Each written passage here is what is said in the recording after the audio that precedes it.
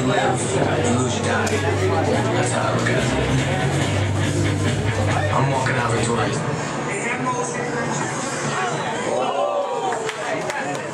Wow.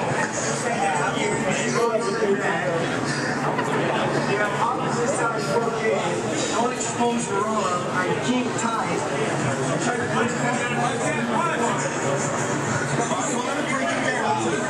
Stretched out, the table's down.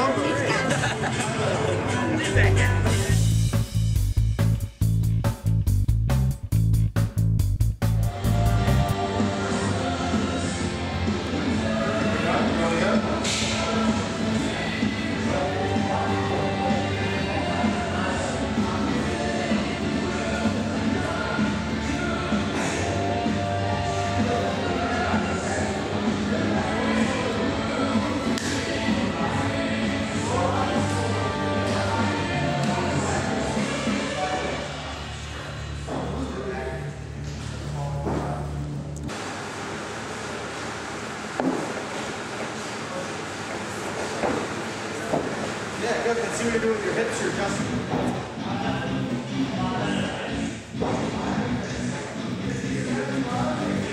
When I first found out I was going to be fighting to get in the house, I'm a Ultimate Fighter, it's pretty hype. I was here at Long Island MMA when I got the call, and right away I wanted to just like start training like harder. Like, as soon as I got the call, like, I just got this like feeling like, let's go, let's just start training like right now, like right this second. And I called my dad, called my mom, and then I did start training right away.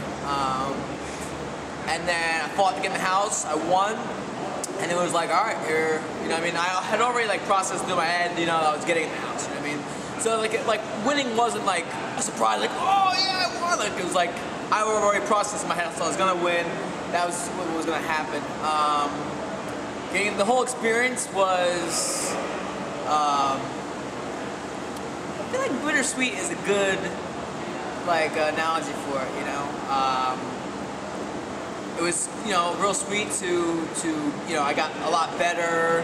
I met a lot of cool guys. I met some jerks, and you know, it was a good. You know, I learned a little bit about production of TV. However, it was bitter in like the fact that I was cut off from civilization for 6 weeks. No phone, no internet, no TV, nothing. You know, the people around us weren't even allowed to tell us the current events going on. Long Island MMA had opened before I had started training here, but as soon as I got in here, you know, they saw, you know, talent, stuff like that, and you know, they took an interest in me right away, and I told them my plans, my goals of what I was trying to do, you know, get on the Ultimate Fighter and win it, and to get the UFC, and they were on board with it, they were down with it, and they took me with open arms, and we got right to work right away, and then everything went as planned so far. The conditioning part of my workouts is over it's at Long Island MMA, a subdivision called Long Island Strength and Conditioning.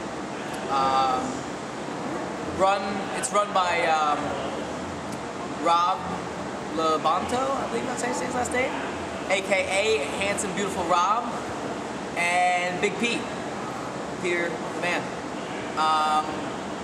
And these guys are very knowledgeable in mobility, stability, strength, and stretching.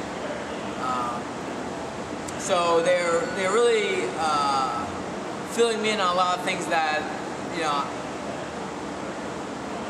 I've never like noticed. You know what I mean? Like when I watch them work, you know, train other people or myself, you know, it's not like huge heavy weights where like, oh, you know, you're grinding out and you feel like sore.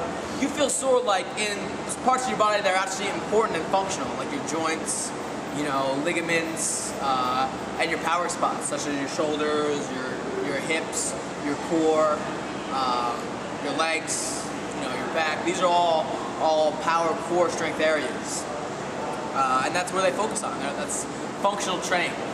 Training that works, I guess you could say. You could have a huge beach muscle chest, but what's that good for? If you have good shoulders with a lot of flexibility and they're strong, that's more valuable than a big beach muscle chest. So right now with Rob and Pete, I'm in a stability and mobility phase, and next week we start strength. Man is not as much as he's a character,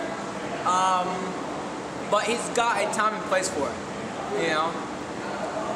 He's not on the show, bully beat down. He's always kidding around, and it's a kind of a joke, But the Ultimate Fighter's competition, and he took it serious. He wanted to win. So I mean, of course, we joke to break up the monotony of grueling training, but we also had fun with doing it. He's a great trainer. He put us first in anything.